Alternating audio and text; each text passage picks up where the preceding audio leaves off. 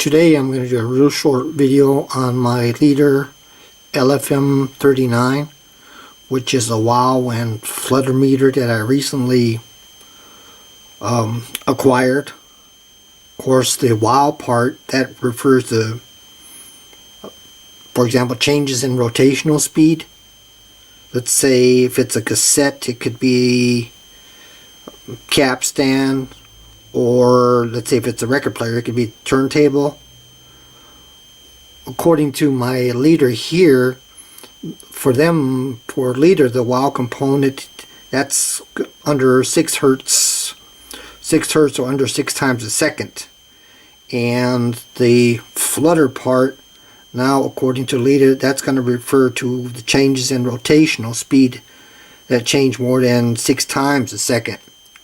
Also, this meter checks drift, which shows you like the speed setting on cassette players or turntables. You know, if your cassette, for example, is running, you think it's running a little too slow, it sounds too slow if you're listening to music. So you can say that drift, that's more like a long-term variation in speed. I actually got this thing for troubleshooting. I mean, I really don't need it. I told my wife that I needed it, but that's something else. Say, for example, I had a tape recorder with the belt problem, and like the belt problem, that would show up as a WoW component. Like, say if I had a problem with the capstan, that might show up as a Flutter component, because the belt, the belt like turning slower than, say, capstan, which is turning really fast. What this thing does, the meter, it receives a fixed frequency of 3000 hertz or 3150 hertz, and it basically measures frequency deviation.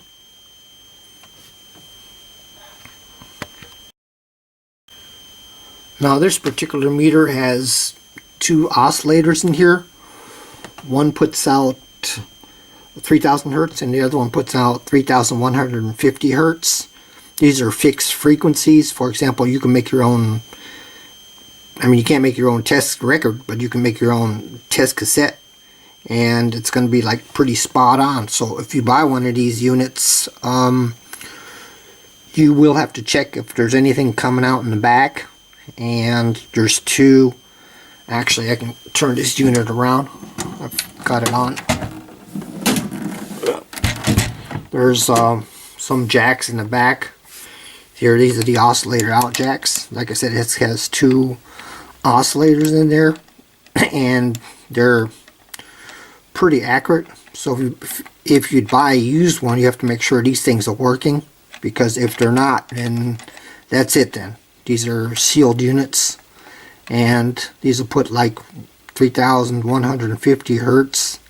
That should be right spot on. It might be hard to measure it though with a frequency counter because of the resolution.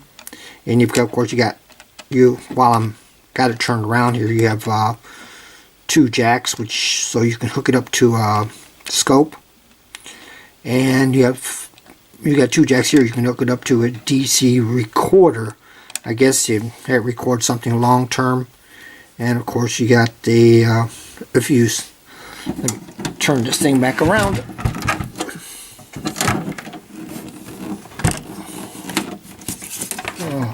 Okay, back.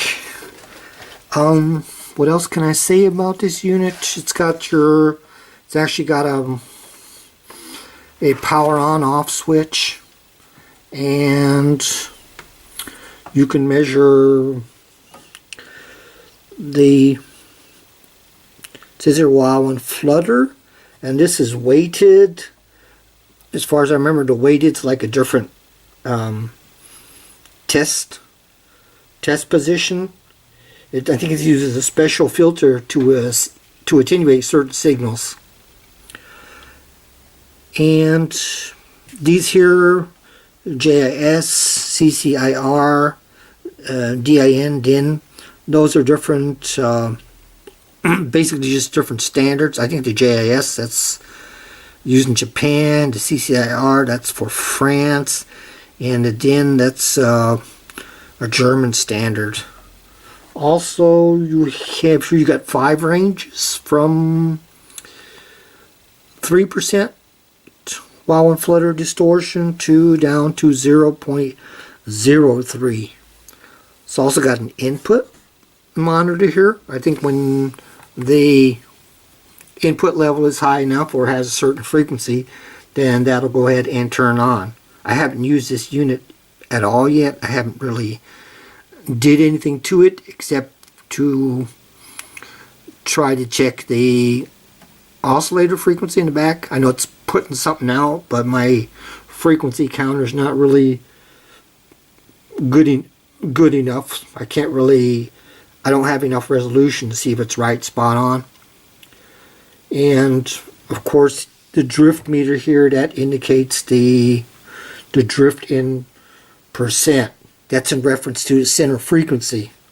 So for example, if you're using the JIS standard here, the Japanese standard, then the center frequency is going to be 3000 hertz, and if it's the DIN standard, your standard frequency is going to be 3150 hertz.